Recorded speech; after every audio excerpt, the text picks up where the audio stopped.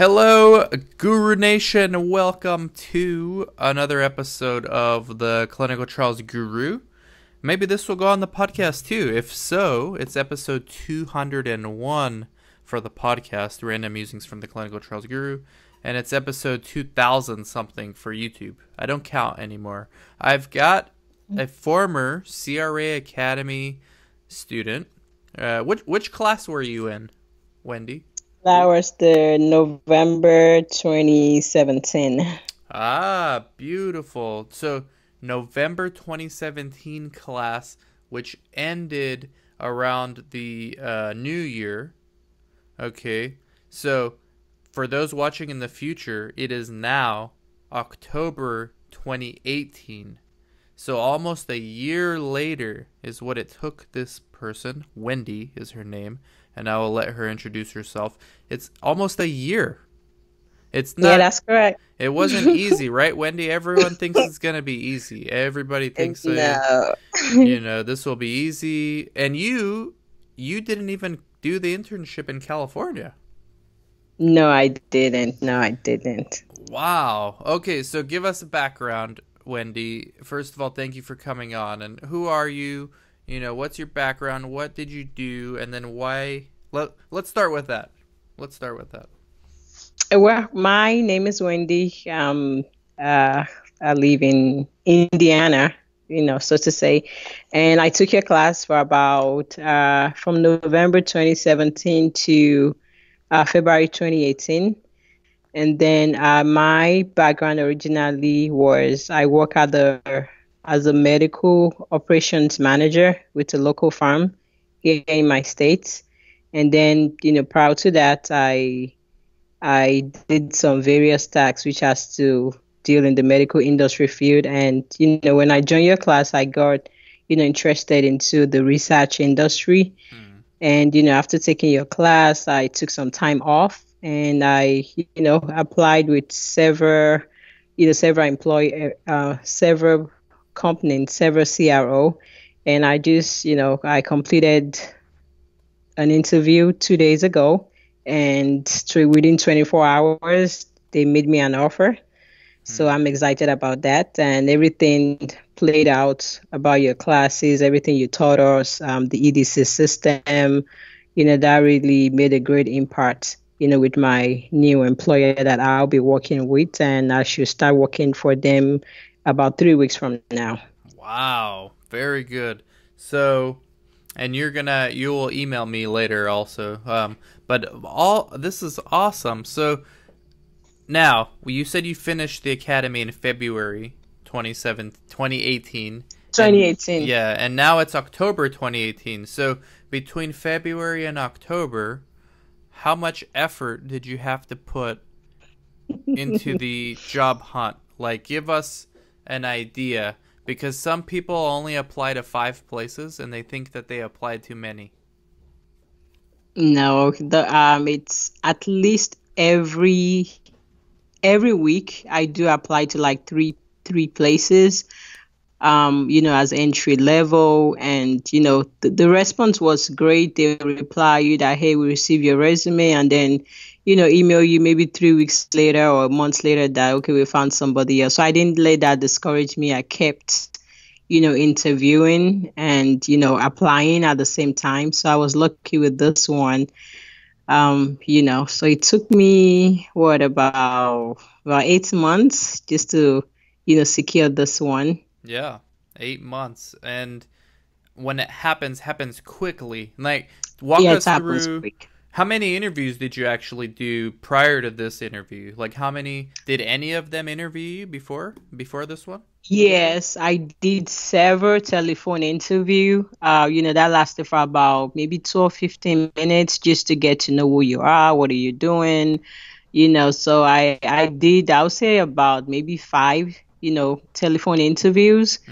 So this current employer that I'm, telling you about, this would be, the recruiter called me. I believe I applied with them, and within a week they responded. The recruiter called me, did a telephone interview with them for about, I would say 10, 12 minutes. And then one of the manager called me about 2 days later. And then the third interview was actually that lasted for about 30 minutes, using what do you call it? Using GoToMeeting. Mm-hmm. So I did a telephone interview with two of my managers that I will be working with. Wow. Yeah, I'm so happy that alumni of the CRA Academy are getting jobs. You know, our academy is only 3 years old. No, Yeah. actually, only 2.5 years old. But Hmm. we've like hearing these stories just motivates all of us. You know, me, all the instructors there. Like, it's really that's what matters at the end of the day is making sure that the graduates, with effort, it's not easy, Hmm. but you get a job in the industry, right? And then it's up to Right. you to develop your career after that point. But it's up to you to Absolutely. get that first job. Give me 1 second. Yes, Monica. This is trash, right? Okay. Yes, those are So trash. it doesn't matter what kind it is, No. not this silver. Yeah, hazardous waste. Busy day in the clinic today. We got a lot. I don't know what I was saying, but other than I'm happy for you. Okay, so what's the position? What is the position? It's gonna be for a data manager. Okay. So that's what I will be um doing right now. And the position requires for you to have a CRA experience. So I was able to merge, what I learned from your class and Mm-hmm. also what the company is expecting me to know. So your CRA class definitely, came hand in hand for me because basically the interview questions was like, okay, tell me about what you're doing right now. Tell me about, what you learned, so far as a CRA and also the EDC system, the bioclinical that, you trained us on that really worked out because, they really want you to explain what you do with the EDC system. Mm-hmm. And, what we learned at the class, you actually give us a live, you give us, able to log into the EDC system. And, I was able to walk them through it, what we do with the subject, what we check, the, issuing query and stuff like that. Mm-hmm. So your class really came in. And even though it was a virtual class, but at the Mm-hmm. same time, the EDC system that that we had access to really played, But see, the really made a great virtual impact. the virtual environment helped because your job is remote, right? Yes, yes, yes. You It is see? remote. Yeah, yeah. It So is that remote. So played I don't need into it to. as well. Now, was the CRA Academy on your resume also? Yes, it was. Oh, It was good, there. good. Yeah, So it our was name there. our name's Yeah. getting out there now. Okay, good. Now I need you to be a very good employee so that we look good. All right? Absolutely, I will. So this is everyone knows this company name. We won't mention it, but data manager remote. The internship also helps because we do a lot of remote monitoring for our own projects we have right now. We have oncology projects, so the newer graduates get to work remotely on those projects, the ones that are not able to come to California, and then you can remote in your you can monitor in your area. Um, with one of our clinics if we have one near you. We try to have one in most major cities, but we're not in every state, but we're in a lot of them, and so that helps as well. So, okay, now with this position, how many interviews did you do with them, with this employer? It was just only Okay, one. That's one it. interview and three phone calls, three phone interviews. So Okay, three. yeah, So, three three telephone. interviews on the phone and one in person. No, everything was on the phone. Three interviews on Okay, the phone. three Yeah. interviews total. And how long were the interviews approximately? The first interview was about 10 minutes. The second was about 10 to 12 minutes. And then the third one was about 30 minutes. Yeah. Mm-hmm. Intensive 30 minutes. Different? Were they different people? Each one was a different person. Yes, it was with different people. Yeah. The third and the last interview was pretty much with the managers that I'll be working with. Hmm. Yeah.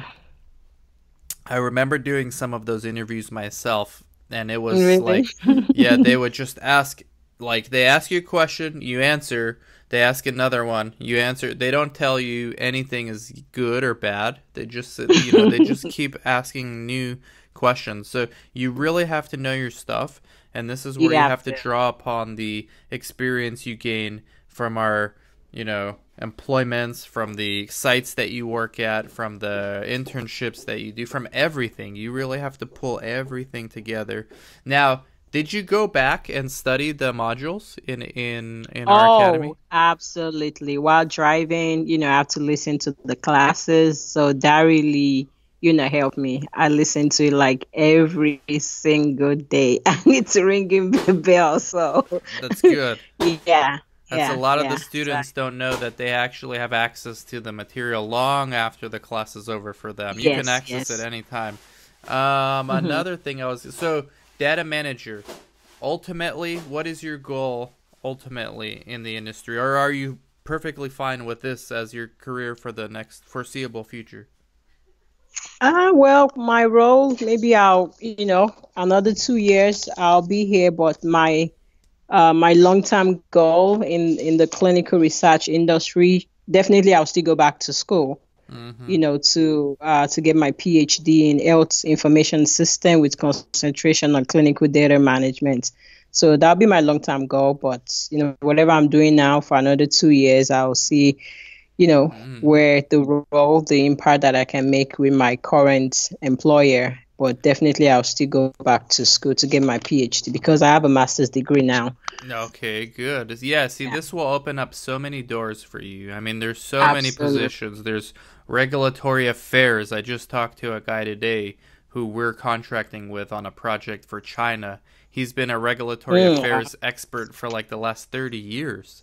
And Oh my I goodness. think he started out as a data manager, but back when they had the paper CRFs and they had to The rip paper the CRA. paper, Okay. yeah, and then they had to put it in their own database, and like he was involved in that. But it's opened up so Hmm. many doors for him. He's now such a successful consultant with Wow. regulatory affairs. So this will open up many doors for you.